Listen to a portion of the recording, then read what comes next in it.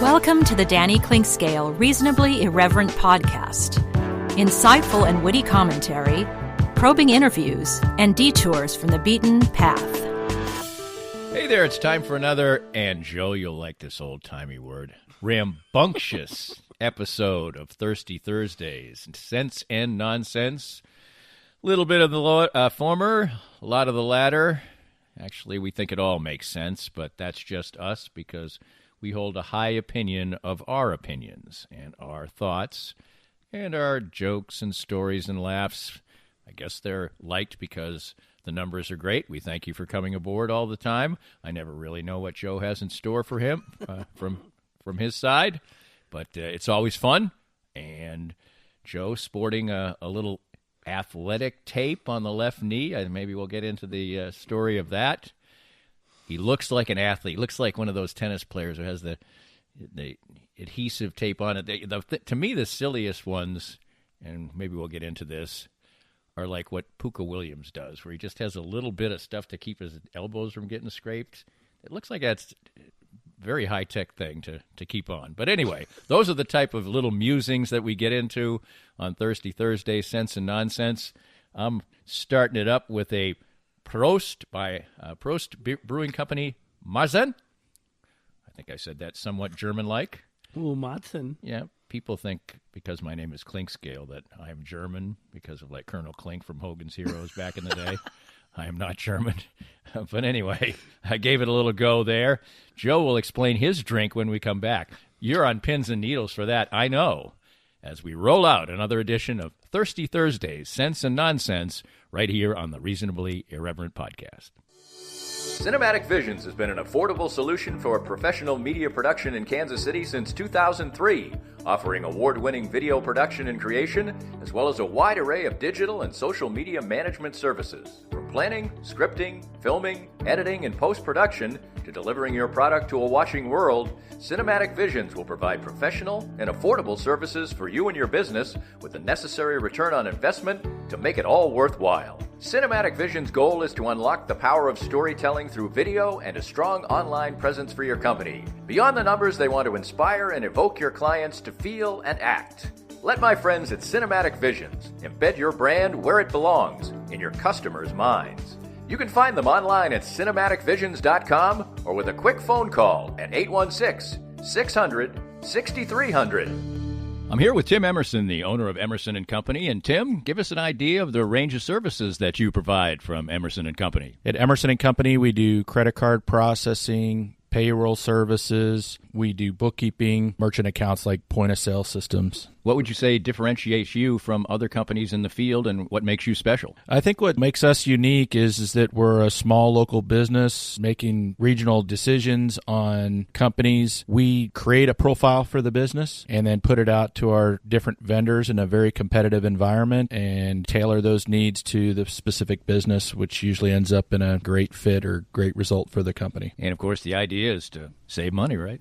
Save money, and actually sometimes I'm surprised where actually a solution that may cost a little bit more ultimately does save money, but we're not conditioned to think like that sometimes. Emerson & Company. Check them out at emerson-co.com or call them at 816-360-9092. Most of us have experienced auto accidents, and it's no fun. And even less fun is trying to work on the insurance aspects afterwards and getting full value after an auto accident. I'm here with David Cowan from wreckexpert.com. And David, you have an unusual and important niche for people after an auto accident. We have a passion to teach car wreck clients what they deserve. Getting your car repaired only fixes the damage and the paint. Getting paid for your car's loss in value is called diminished value. Chances are you've never heard of this before because most people aren't looking out for you. We help people collect thousands to tens of thousands of dollars for their car's loss in value after the wreck. And if somebody wants to come to you for that, what's the original assessment cost them? We offer a free review of any insurance claim to see how we can help. You can't beat that. Great expertise and assistance in getting full value after an auto accident from David Cowan. Visit wreckexpert.com and learn more. If you'd like to join these and other great sponsors and market your business to a growing and engaged audience, contact us at danny@dannyclinkscale.com. Look forward to hearing from you. All right, Danny, we're back. it is turned to autumn, and so it is bourbon season. Bourbon season. It is indeed. I didn't know there was a bourbon season. Well, there is in this household. So is that because of the warmth that you get from a good whiskey? It will warm your soul. And Now, your belly. let me get into this because I've ventured to Louisville a few times. The WHB has a sister station there. There have been a couple NCAA regionals there. I think there was a regional a couple of years ago when KU lost there. Yes, when Villanova beat them, I think, in the regional. Villanova won. Yeah, Villanova beat them in the regional. That was that year. Anyway, you seem to know something about your whiskeys. So what is it about bourbon that is slightly different? We have a little bourbon in our house. Is Wild Turkey bourbon? It is, well, it depends on the Wild Turkey, but yes, Okay, there is so- Wild Turkey bourbon. So I've had a little nip of that every now and then. My wife is a Scotch drinker. I can tell the difference, but I can't say I'm much of a connoisseur. Apparently, you've got some good bourbon here, but you white trashed it. I did, see, and I can say that because that's how I grew up. So I love bourbon. What makes it bourbon and not whiskey? And I went on the bourbon tour and visited like 6 distilleries. And there's like 5 rules. I'll look them up for the fact check next week. But I think it's like it has to be 51% corn, alcohol, and like there's a couple other things that make it bourbon and not whiskey. So like Jack whiskey Daniels is more like grain. Well, I don't remember. Jack Daniels is whiskey. I remember that, and Jim Beam is bourbon. So Okay. and there's but it doesn't have to do with location, which is what a lot of people think. Like it's got to come from Kentucky to be bourbon, but it's not that. It has to do with what goes into it, and they have to it has to be aged in a fired oak barrel for at least 2 years, I think. I think there isn't, but there is a county in Kentucky that's Bourbon County. Yeah, but it doesn't have to come from there. Okay. And so what's really interesting about, you mentioned Fact check. Scotch. Yeah, you mentioned Scotch. So when they're done aging the White Lightning in the fired barrels, they empty the bourbon out of the barrel, and then they send the barrels to England, and they put their White Lightning in those barrels and make Scotch. And that's why Scotch is of a lighter color than bourbon, because there's less of that charred oak to age the booze. Mm-hmm. So it seems kind of strange that they're getting barrels from Kentucky when I assume Scotch whiskey originated in Scotland. I would guess. I think so. I don't know how it got started, but they did tell us that at the Maker's Mark Distillery. But by God, Danny, this is the first segment, and it is fact check time. Yes. All right. Even though we didn't announce that at the start of the It segment. is fact check time. You brought up some really interesting theories about a city versus a town on the last podcast. Right. And you were 100% right. It's regional. Like, what makes a city and a town is different in Massachusetts than what it is in Texas, and different than what it is in Nevada or whatever, right? All right. So it has nothing to do with size. It just has to do with whether or not you have a government, which is exactly what you said. Yeah, the form of And government. I thought you were full of crap. And no faith. No faith had he. I just knew that because it was always the thing that Framingham, where I grew up, was such a big town, quote unquote. Yeah. And, because I lived in a couple little towns. When I was growing up, my dad worked at little radio stations, so I lived in little towns. And then I lived in Hopkinton, Massachusetts, which is where the Boston Marathon begins. And that was a small town of less than 10,000. And I've always said that it's a good thing for everyone around me that I had not stayed in Hopkinton, Massachusetts. why is that? Because I was the little king of Hopkinton, Massachusetts. You needed a bigger pond to knock you down a notch. I would I definitely needed a bigger pond. I read all the books in the library, the kids' books. They had to go get more. I was like the best baseball player by a country mile, all that stuff. And then I went to Framingham. And while I still was, a good student and a good athlete, Yeah. it would have been, point guard. You'd have been like quarterback. Uncle Rico of the. Yeah.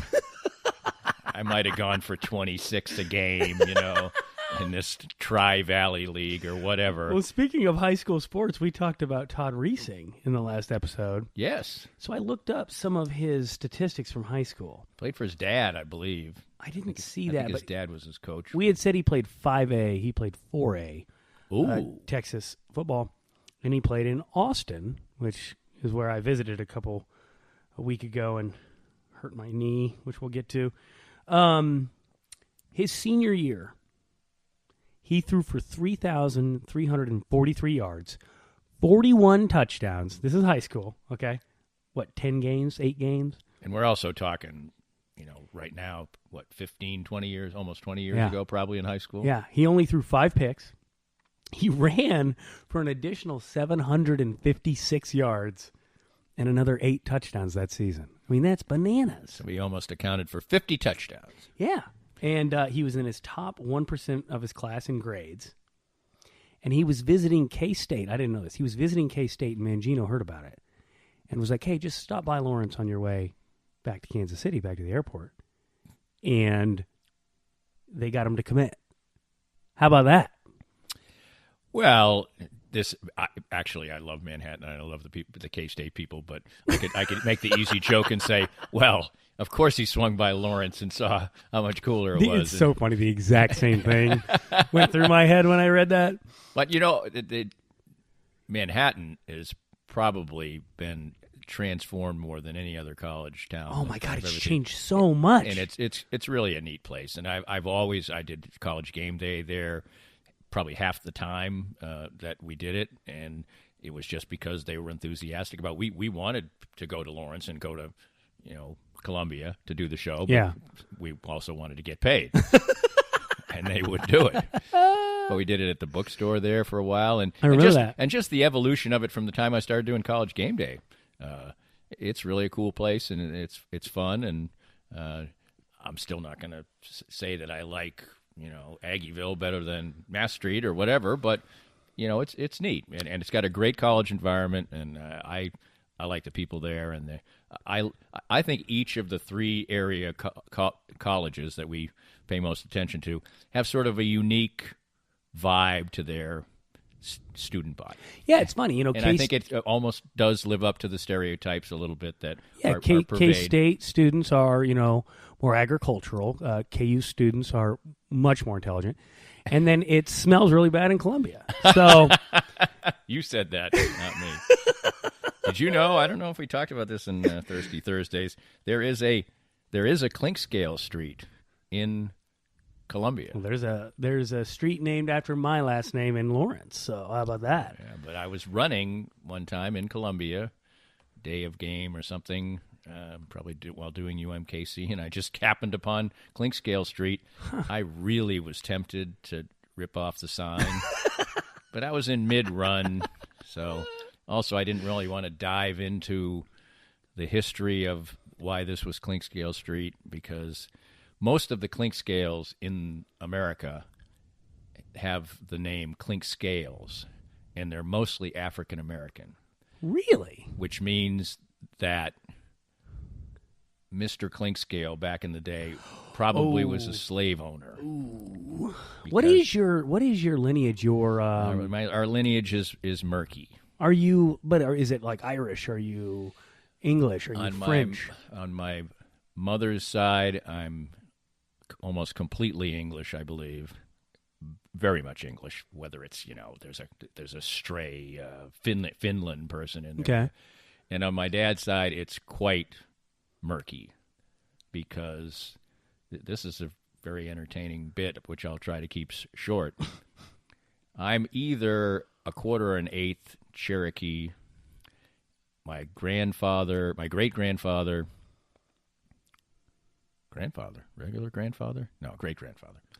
was, or was it my grandfather? No, my actual true grandfather, my dad's dad, was half or full-blooded Indian, one or the other. Huh.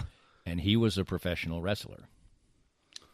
Wow. And back in the day when it was sort of legitimate, And my daughter broke her leg at one point in time and started doing family research, which I'd never done. And then I sort of understood why they didn't really do a lot of it, because Big Jim Clinstock he was Clinkscale, but they changed his name for wrestling. He was he was a ne'er-do-well. Was he big? Because you're skinny little ass. He was really. I guess he was big for the day, and he was a villain when he rose up the ranks, and he was a good wrestler. But then he became a villain. wrestler, by the way. And but back then there was still some legitimacy to it. It wasn't completely fixed, but there was still plenty of theater to it, and he would just come out in Indian headdress. Oh my goodness. And such, really bad. And also he killed a man outside the ring. Apparently got mad. I mean, there's a lot of different stories about it, and it's kind of hard to find. I started doing the research too because I enjoyed it. Oh my goodness. But I think part of the issue was that, my dad's sisters, the aunts that I knew, and I called them aunts for a very long time. Their names are Sheridan, because that was my the maiden name. That was who my grandmother, who passed away when my dad was 2 years old. She married another man after he left. Big Jim took Jim took off. He took a powder early, so I don't think that let's just say that the politics of. Well, just the attitudes. It's not politics. The attitudes of the people on my father's side are not particularly progressive. Okay. I don't think they really wanted to know that their dad was a Native American. Oh, that's the part they didn't like. I think that's the part they not didn't the like. murder, not the murder part. Not the murder part. I'm not so sure, because the story always was in the family that he was killed gangland style in a barber chair. Oh my God. But that proved not to be true. I guess they knew that he had gone away for whatever reason. So anyway, I am proud to have some Cherokee blood in me, and whether that's and also there's another part to this story I will not tell on the air, because one of my aunts, she'd always enthusiastically post to this. She may well listen to the podcast. Okay, I couldn't have had two more wonderful aunts. My oldest Aunt Ruth, Auntie Ruthie, and Auntie Kathy. My Auntie Ruthie was my dad. My oldest aunt Edna was great name, by the way. We got to bring that name back. Not a great name. What? And Edna Edna was a battle axe. Let's just put it that way. You are crazy. Edna's a great name. Well, Edna's my wife's mother's name too. Fantastic. You tell her it's a great name. The derivation of names and how they go through time is really. There's nobody named. Nobody gets named Edna now. But anyway, here's just to wind this whole circuitous thing up. Super. My Auntie Ruthie was a spinster. Is that the old-timey word for it? Got it. Yep. She really doted on us, and we had the Clinkscales had 6. I have 5 siblings. She bought on our first communion. We were raised Catholic. Mm-hmm. She bought each and every one of us a bicycle. Oh wow! Yeah, it was a pretty big deal. And this is like 2 or 3 years after the bicycle was invented, so they had to be expensive back then. Yeah, they did. It was. So anyway, for that little tale, I don't know where that went. But, well, speaking of old-timey things, we talked about the first TV movie, and you had surmised that perhaps it was Brian's song. And it really wasn't. I looked it up subsequently. What are you doing looking all this stuff up? This is my job. I think maybe it was the first super successful one. Maybe. But there were quite a few before then. I did look it up. Not a ton, though. Brian's song came out in 1971, and the actual first made-for-TV movie was called See How They Run. It came out in 1964. Yep. And listen to this plot line. 3 children are stalked by hired killers who are chasing them because they killed their dad, and they have proof about it. Like in 1964 on TV, this is the plot line. Wow. That surprised me. You know what the first movie ever put on TV was? Oh, I think it might have been a movie with Montgomery Freud. Wizard of Oz. Oh, wow. How about that? It was. I didn't write the date down. It was in the 30s. when Well, no, nobody had a TV. Well, The Wizard of Oz was made in the 30s. No, I think it was like 38 that this movie was. Oh, when, Wizard of Oz came out in 1939. Oh, okay. Really? No. Yes. I'm going to fact check the crap out of that. Okay. At 1939, just look it up, is one of the greatest years for movies in the history. They nominated 10 movies for the Academy Award. Okay. And every single one of them is a classic. A classic. In 1940s, close. And this is like back when you liked it, when they were working the actors to death? Yes. I just like the quality of the movies. Eventually that would be straightened out, but Danny Klingscale, to the detriment of that. But he no, they likes didn't to even work have people. television then. Probably not. I would say that probably was first on television. Man, we are filling up with fact checks. There was definitely television in the 30s. No. Late 30s? No. Hell yes, there was. Well, not that anybody watched. There may have been a little tube. They were still running. I listened to old-time radio. People were still listening to mostly radio shows in the 50s. Yeah, they were staring at their radios thinking, man, I can't wait till they invent TV. You're stealing from Jim Gaffigan. There. That's right. Okay, so... we've watched about 5 of his specials recently. Oh, it's so good. I went back. We recycled through the Dave Chappelle specials. Golly, that guy's funny. That's a funny man. We also watched... Netflix has the 1985 Eddie Murphy. Oh, well, that's... Oh, my God. fantastic. It is. And it is not aged well. Like, I'm not going to talk about why. Turn that thing on, and you're like, whoa. But it's funny. It was very funny. I watched it on the deck, and there was times I was like, ooh, I better turn this down. I don't want the neighbors to hear this. Okay. Did you like the part where he talks about singers? That's really funny. When he talks about Fat Elvis. Oh. But the one I like the best is when he talks about how the singers get the ladies. But Yeah. then he approached, Michael Jackson was all sensitive, but Yeah. then he said, but then some of our other guys just come right after it. And Teddy Pendergrass, you got what I need. It's so funny. It is funny. I forgot how good of an impressionist he was. My His goodness. impression of Elvis is fantastic. And he can sing so well. No wonder they tried to sign him to the record deal or whatever. Because when he does Stevie Wonder and Michael Jackson, I mean, he sounds like Michael Jackson. Yeah, he does.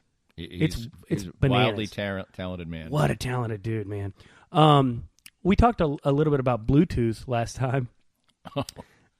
Which made the social media post, by the way. Yeah, I saw that. And so when did it become popular? It became popular around 2004 is when it really was in its That makes prime. sense. Okay. It came out in 2000, and I knew this fact, but I looked it up to make sure. Do you know why it's called Bluetooth? No idea, except that they used to put a little blue on the implement, but that's just marketing. Yeah, that was after it was already named. So do you know where it was invented? Bluetooth, Minnesota. So it's such enthusiasm. It was it was invented by a Danish company, okay? And they named it after a 10th century Scandinavian king. And it translates to Bluetooth, basically. And I couldn't pronounce the name. Like, it had like 17 A's in a row. Anyway, I thought that was super interesting. Let's see here. Oh, let's finish with this. By the way, I was going to open, and I forgot, by saying, welcome to the first non-Wilt Chamberlain edition. That's right. Of Thirsty Thursdays in quite a while. Yeah, I'm sure it'll come up. Since this is the last fact, I guess we may make it. Well, I just mentioned Wilt Chamberlain. Exactly. So I screwed it up. You screwed it up, Danny. I thought of that. I looked really hard for something that I could possibly pass, and it Works didn't happen. every time. Yeah, every time. So we talked about flyovers counting as training and not being like a waste of money. It's true. It counts as hours for the pilots, and it comes out of the training budget for the military. And when we were in Austin, we saw a couple of huge chopper battalions fly over. I don't know if it's called a battalion, whatever, groups of choppers fly over. Right. And I want to tell you all about Austin. But first, when we go to break? Sure, because this was wonderful, but I think I'm going to switch it up. The Prost Martin. It's a nice German looking. Doesn't this have an old timey can look to it? And I don't even think it's German. I think that is not a German beer. I think it's Really? a Czechoslovakian beer, maybe. You know, that might be right. That sounds kind of right. But Fact check. But I can. I will. No, I think it probably says, unless the Czechs want their beer to have a slogan that says drink like a German. So I'm going to guess it's a German. Mind. I'm going to guess it's like a German idiot. beer. We've got more of this nonsense coming up next. More of Danny's Reasonably Irreverent podcast after this. Let's spend a minute with Dr. Brad Woodle, who, along with his wife, Dr. Christina Woodle, the owners of Advanced Sports and Family Chiropractic and Acupuncture, my home for chiropractic care. And first of all, just tell us about the wide range of services you offer. Danny, we offer comprehensive chiropractic, acupuncture, physiotherapy, and rehab. We do a very thorough examination, x-rays on site as necessary, and we have a full rehabilitation department, so we can help out with exercises, stretches, different therapies for the complex, but also the very simple conditions we treat. You have been deemed essential and have remained open all through this COVID-19 process. What are some of the things you've done to make sure that was the case? From the very beginning, in March, we started to make sure that we were cleaning and sanitizing with EPA-registered sanitizing products. We also implemented masks way before the state required them. We implemented a parking lot waiting room, took out half of the chairs in our waiting room, and made sure to space out visits so we could appropriately meet, discuss, and also screen patients to make sure we were taking care of healthy people. Find out more about Advanced Sports and Family Chiropractic and Acupuncture and how they can help you at asfca.com. Hi, everybody. This is Matt Llewellyn from 23rd Street Brewery in Lawrence. I just want to thank everybody for supporting local restaurants during this time of uncertainty. 23rd Street Brewery is now open until this pandemic is over. And right now, more than anything, local restaurants need your help and support. Come on out and see us. 23rd Street Brewery is open now from 11:30 till 9 o'clock for dine-in and carry-out. Whatever we can do to help you out, maybe with your catering needs, too. I appreciate all the support. And thank you for continuing to shop local.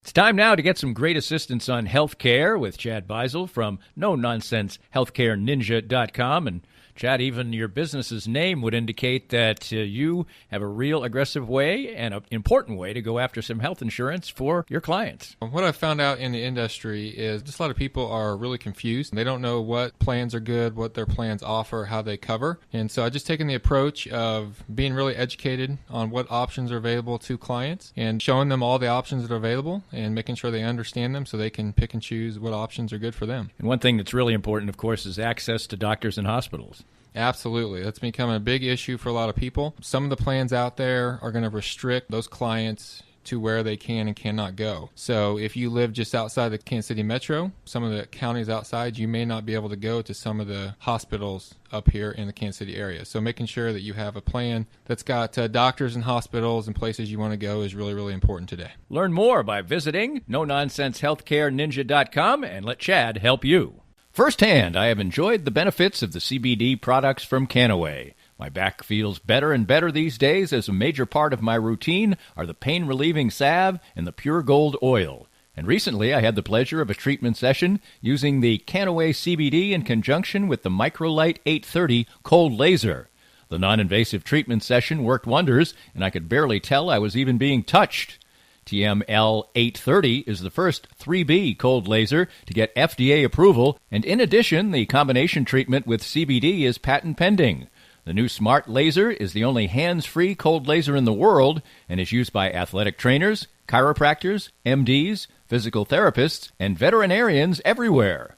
You can learn more about all the great benefits from the complete line of Canaway CBD products by contacting my friend Sherry McCants at 515-208-6312. That's 515-208-6312 to get outstanding information about Canaway. If you'd like to join these and other great sponsors and market your business to a growing and engaged audience, contact us at Danny@DannyKlinkScale.com. Look forward to hearing from you. Welcome back. I've switched it up. Joe is still, that's toast, man. There you go. I might be nursing this, but you know. Yeah, you are a little bit. But you can crack a can. Porter a little strong. It's like when my it's the wife beginning of bourbon season. I'm not in shape yet. When my wife gets a scotch sometimes, although let's not get into that. But anyway, when my wife gets a scotch sometimes, that first one will go out and relax and everything, and she usually only has one or two scotches. Okay. It's going to be the third. If she goes to three, the sky's the limit. But anyway, not that I need it. But anyway, sometimes the first one is like she'll just all of a sudden say, "Ooh, I drank that one like ginger ale, and I'm Oh, yeah. so that can be a little A good dangerous. Scotch? Yeah. I've been known to. So I've got a Zipline Brewing Company Fest beer, and I actually will get my reaction to this. Is this water? I think so, yeah. I'll take my chances. No, I won't. It's COVID. I was going to clean my palate. No palate cleaning. No palate cleaning. So this is a compromised test because I Okay. just had a different kind of beer. I'm telling you, it's good. All right, you said it was good. You rave. Listen, German-based fest beers are my jam. Oh, he's closing his eyes, giving a real concentration here. That's very good. That's really good. I told you. It's not heavy in any way. Yep. Flavorful. But not too crisp because No. it's a winter beer. No, it's very good. I'm not familiar with the Zipline Brewing Company. I don't remember. I think it's. Let me Is look. it Colorado? Let's I don't see. know. Speaking of states, Speaking of, wow, that may be the worst segue. I flew to Texas. You did. I did, and I had some Texas beers out there too. Go on a plane? We did. Use a plane? We did use a Just plane. flap on your way down. It was weird. It was weird. Lincoln, Nebraska. Oh, Lincoln, Nebraska. How about that? Yeah, good beer. I tell you what, man, Austin. Okay, I'm going to start with my only sports take. Just Okay. before you get into your some of your take, I know that there were some issues there, Yeah. physical and mental. Uh-huh. But did you get to really get a sense of Austin? Oh man, I definitely got to get a sense of Austin, and it is. I guess I'll start with the depressing part. We are so lucky here. Austin is so shut down. Like you go downtown, it is shut the F down. Really, in Texas? Yes. I mean, all of the bars on, is it 6th Street? Yes. Yeah. All the bars on 6th Street have plywood nailed up over the windows and doors. And there's just, basically every entryway to every bar has turned into a home for somebody who's homeless. And they're semi-permanent What a things shame, they've set 'cause up. it's such a beautiful. Well, I think And I'm going to guess what happened. I'm not sure. This is another fact check, but I think Texas got pretty open for a while. Yeah. And I bet between the fact that it's Texas and the fact that it's a university town, I bet they had a mess down there. Yeah. And the Buffalo Pool Bar, I believe is what it's called, is where Janis Joplin was discovered. Right. They were having the auction to sell all of the beautiful old pool tables that have been in there since who knows, right? boy. And they're carrying them out. So I mean, in other words, was, you didn't get a real sense of what. dude, Austin. it was depressing on 6th Street. I have a GoPro. We do a lot of hiking and stuff, and I'll put the GoPro on my backpack and take video of the kids and stuff, And I've got video of down there I can show you. I mean, it is a ghost town, and it is depressing. It's like post-apocalyptic almost. That's a shame. But there are huge parts of Austin that were more open. I think we got to see more of it. That would be the part I would have seen anyway, because we got to do the outdoorsy stuff, which is what we were there to do, right? We were there to hike and kayak. We kayaked through downtown. It was super cool. There's bats underneath all the bridges, and that's cool. And I was surprised at how big of a city it is. And here's the deal. I don't know how long it's been, 10 years or whatever, since you've been there. I've been to L.A. We've talked about it on the podcast how much I love going to L.A. and just driving around. It reminded me so much of Los Angeles, okay? Huh. Huge city, like Maseratis and Lamborghinis and Range Rovers. Yeah, there's a lot of everywhere. There's so much money, and there's so much tech company stuff down there now. Yes. Right? And so it's very modernish. You've got the dry scrub brush, kind of the way that it is in L.A. It kind of looks like L.A. in places, like the scenery does, where it's kind of hilly. It's a beautiful town. It does take 35 with no traffic. I mean, there was no traffic. Oh, yeah. There was no traffic, okay, when we were there. It takes 35 minutes to get everywhere, and that's with no traffic. It is sprawling. Right. Sprawling. And it's not like interstate loop sprawling. It's like two-lane road. Yeah, it was built to be built at 300,000, Yeah. and now there's a couple million in the metro. Yeah, I have the population written down. It's the 11th biggest population in the United States. Right, and it used Not to bananas. be just kind of a cool. It used to be like Lawrence, a offbeat. bigger Lawrence Yeah, is what they would exactly. say when I was in school. And dude, it is just gigantic.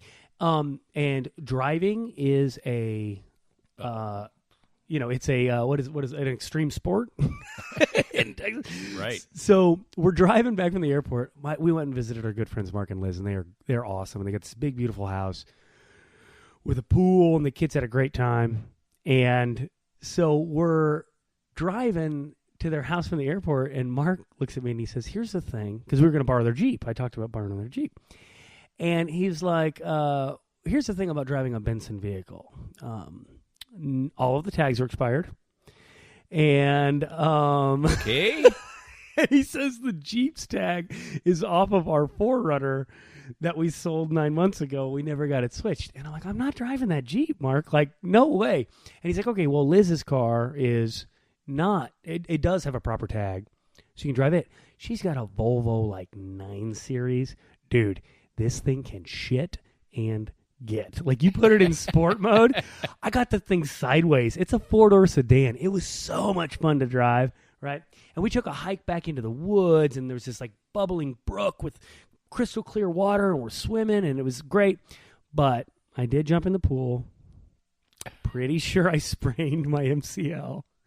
So You have hence the athletic tape on it tape. right now, just coming from physical therapy. Straight from PT, that's right.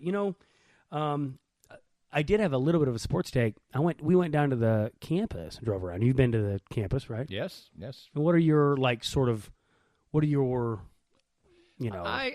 of the campus? Maybe I didn't experience the proper ways. I was driving around. I ran. I wasn't blown away by the campus. Okay. I mean, but maybe I didn't explore it properly. It seems like a city college to me. Right. On the campus. That's kind of what I thought. Yeah. But the football stadium? Holy Moses.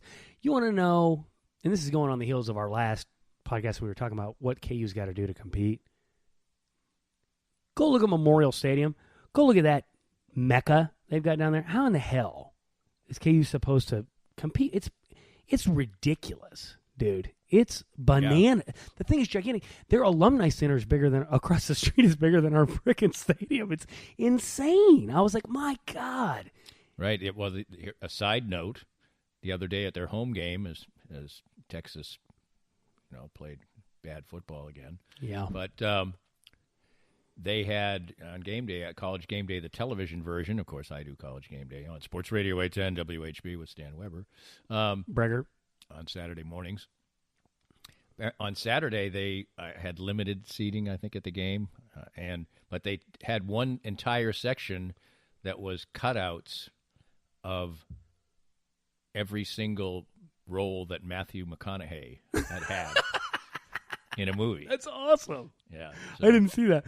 Well, that takes me into some of these. The mayor of Austin. Some the of these unofficial celebrities. Mayor of Austin. There's a lot of celebrities that live there. Let's see here. Lance Armstrong. I wrote some of these down. Stone Cold Steve Austin. Louis Black. Drew Brees. Louis Black lives there now? Uh-huh. Sandra Bullock. Matthew McConaughey. Elijah Wood. Dan Rather. Willie Nelson. Joe Rogan.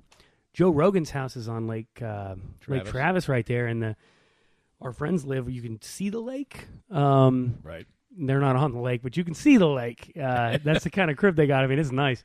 And so we were driving, and Mark's like, "Yeah, right over there is Joe Rogan's house." It's like crazy, man. Like, I couldn't believe it was a beautiful town. The weather's great. And I could probably live there. I think, and it's like a lower key LA. It's just a shame that you haven't, hopefully sometime you'll get to experience in the future the 6th Street vibe, because it is one of the great entertainment, and we talked about it on the last Thirsty Thursday. So areas, just walking down the street, hearing music, the whole thing, and extent, like a Aggieville on incredible steroids, Mass Street on incredible steroids, bigger restaurants. That like breaks my heart hearing that now. We were walking down the street reading the plaques on the side of the buildings. I mean, that's all there was. I mean, it was. That's tough. And the thing is, the thing that's great if you go to school. I mean, it's right down the hill from the school. So I couldn't believe how close it was. I'm like, man. And then downtown's just a jump to the other side of 6th Street. We did eat a great restaurant down there that was open in the like business district area, right? So like there's some business stuff open, but all of the like fun stuff. Yeah. All the fun stuff. Yeah. I had some fantastic hummus. Well, it's just, that we talk about this and did again yesterday on the Wednesday music podcast with Tim Finn every other week. I mean, it's killing low, mid-range, building a band type of music. The COVID is just killing that and killing the venues, too. Not particularly artfully digging. There you go. There it is. Oh, there's a good story. I'm driving over here as you crack one out of a 6. By the way, I hate those. I know they're fancier but those hard-topped 6-pack holders, hate them. They must be better for the ducks, I guess. Well, they're also better because on the way over here, I stopped and bought some yard beer, as it were. I got some hams upstairs. At Quick Trip. And I bought economy beer. How's that? And it's a 6-pack of Tall Boys. Ooh. So I'm walking up to the cash register and holding one by the plastic thing. And just as I get up there, store's mobbed. It's Quick Trip. I mean, it's always all 6 beers popped out. Oh, no, you're kidding me. Boom, boom, boom, boom, boom, onto the floor. Oh, God. Oh, that's nice. So the poor, then I would have. Did they break open? No, thank God that didn't happen. God, I wish that had happened. Oh, shut up. It's bad enough, but the poor young lady comes over quickly and scoops her. I would have done it, but I wish I'd have been there to just be like, "Nice work, Clink Scale." Yeah, that would have been great. So thankfully you weren't. Hey, so speaking of yard beer, that's probably the good side of that. The hard work and crack you have to make to get the Prost out of there. Yes, that's right. It's very good, too. That's the first time I've tried it. I got a yard beer take for you that I thought of because my new house beer, yard beer, is Hams now. Okay? I know you keep I will say to the end of my days that either my taste has changed wildly or Hams has gotten better. This is my point, okay? So I have this new theory, all right? Because it once, I told the story about the fact people wouldn't even take it for free in a bar in Lawrence. But I could see that if I was that age. Here's the thing. I feel like I drank Natural Light and all that when I was younger. And then you go to the IPAs and all this and that. And I love German beer. Zip line here. That's right. And then you come back to yard beer and you go back to, like, say, a Natural Light or something. It's disgusting. Because you become a person who likes beer-flavored beer, right? Well, that's true. Yeah. And so then you go back to the Hams, and you're like, although I agree with you. I had Hams years ago. And I thought it was so bad, I threw it out. Awful. Yeah. My memory of Hams is the only other beer, popular beer that I've ever had that I thought was as bad or worse was Old Style. Oh, some Old Style. That's right. I mean, I couldn't believe that it was Old popular Milwaukee. beer. I mean, Old Milwaukee to me is the grossest. Well, I haven't had an Old Milwaukee, and so that might be. Do they still sell it? They do, next to the Hams. And I almost bought some the other night. We got to do next time. We got to do that to see if we actually will say, just as bad, or maybe Old Milwaukee has gone into the Hams mode. I'm going to have to ask the guy if he'll sell me too, because they only come in 30s. I'm not. Ouch. Danny just wants to spit his beer all over my basement. I'm going to say this out You're loud. going to buy the 28 off of me if we don't like them? No. I think that beers like Old Milwaukee that, when they come in 30s, and when some guy's walking out with a 30 of Old Milwaukee, I really have the thought that those 30 are gone. By the end of the day. So I have a great story for this. That's my thought. I'm out south at a soccer tournament at Shields for my daughter this last weekend, and I go to I never get out south, okay? And you guys that live out south, you have got the biggest liquor stores I've ever seen, okay? Yeah, that one over there by Costco off of Metcalf, my God, Like it's like Lucas Liquor or Yeah, something. yeah. It's Okay. like a bowling alley. Yeah, I walk into this bowling alley full of beer. I'm like, good God Almighty, right? That's where I got this Probst. So here's the story. I was just looking Don't for. go there for economy beer. Well, I was just going there exactly for a 12-pack of hams. That's all I needed, right? It's Saturday. Finally done with the soccer tournament. So you got to go all the way to the back of the store. You got to take a left because they always put the worst beer on the left. Work my way all the way back to the corner. All they got's are 30s of the hams, right? Ooh. And I'm like, am I really going to buy a 30-pack of hams? I guess I am, right? Because I got a hankering for some hams. So I grab this 30-pack and I start walking towards the front, and I think the same thing that you just thought. I think, oh, my God, I'm going to catch some judgment. And normally I don't care, but I'm like, oh, okay. I'm wearing my work shirt. They're going to know, they're going to know my company. I'm like, okay, here's the deal.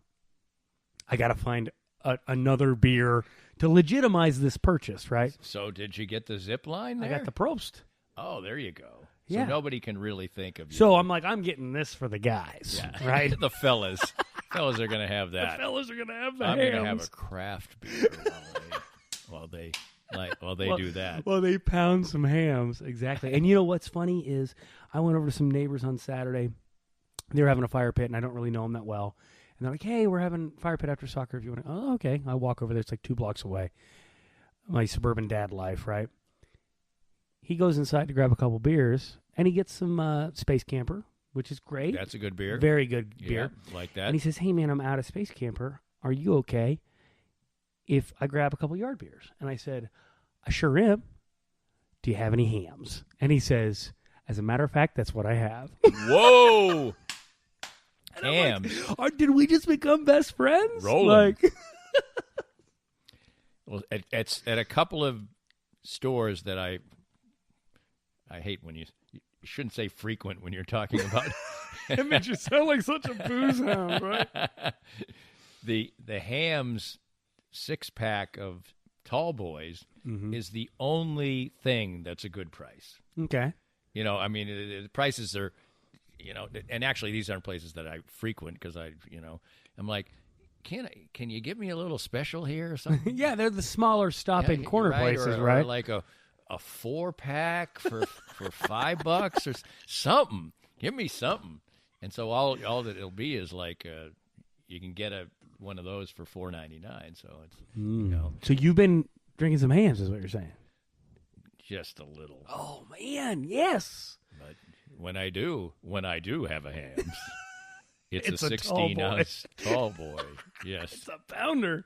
What did you grab at Quick Trip? What'd you grab? Some Miller Lite? I got some Stones. Oh my goodness!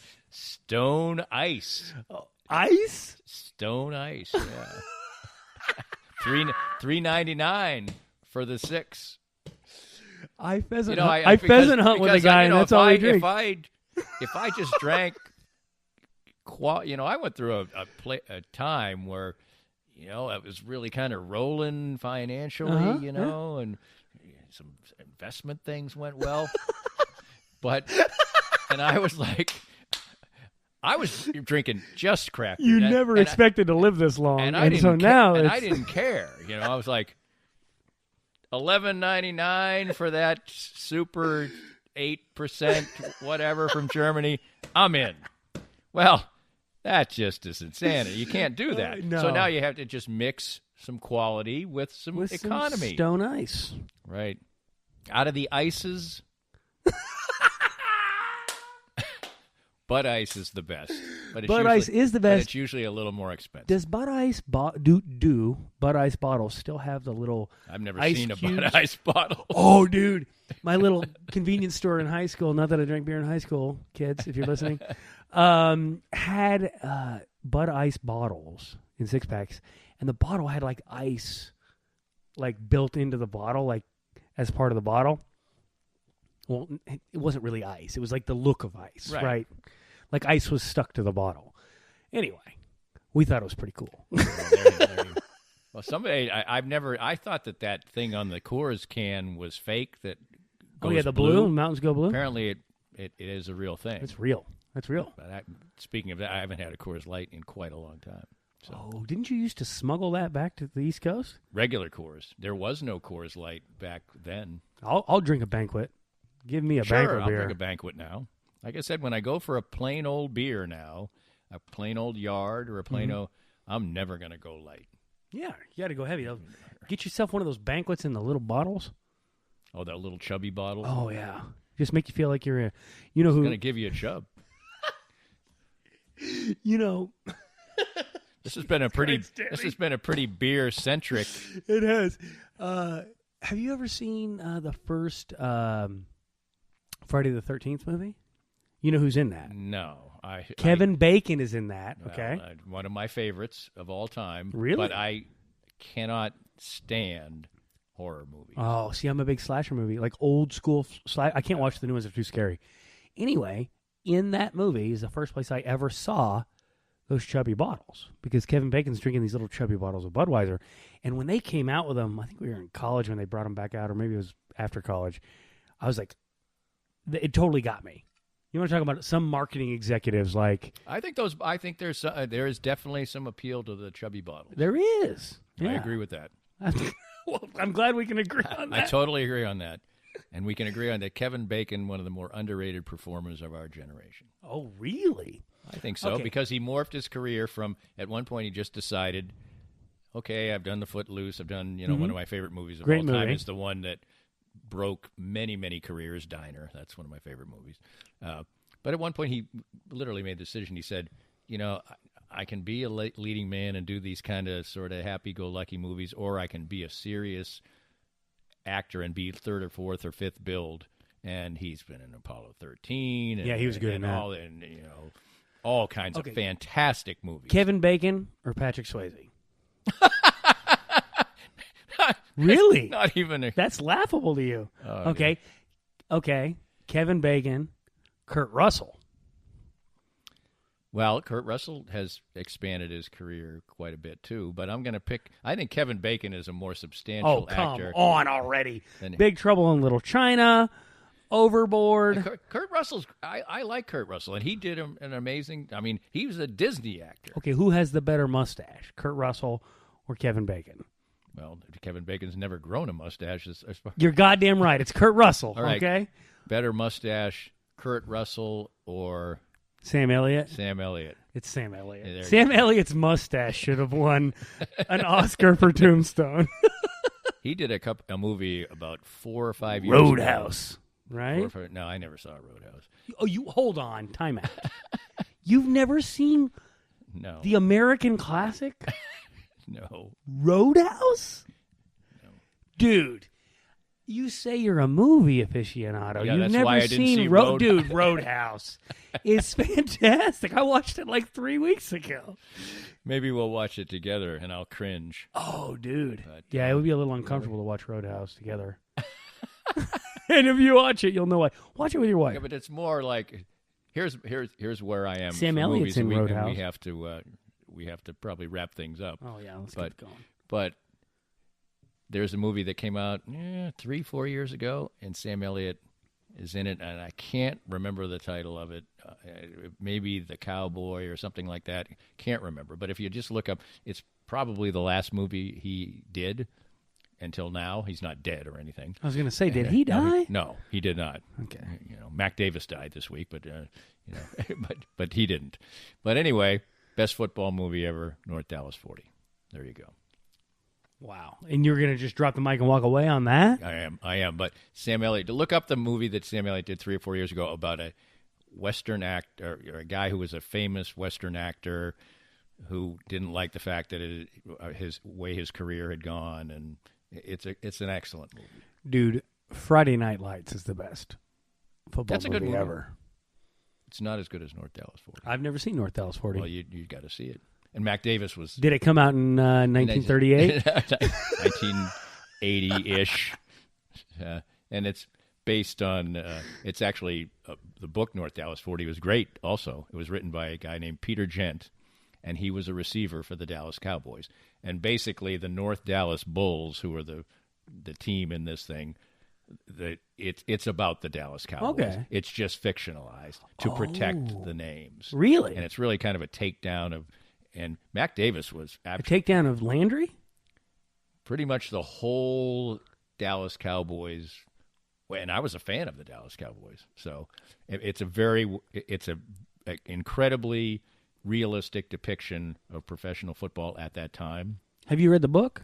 Yeah, I read the book before I saw the movie. Can I read the book instead of watching the movie? You can. Does that but it'll count?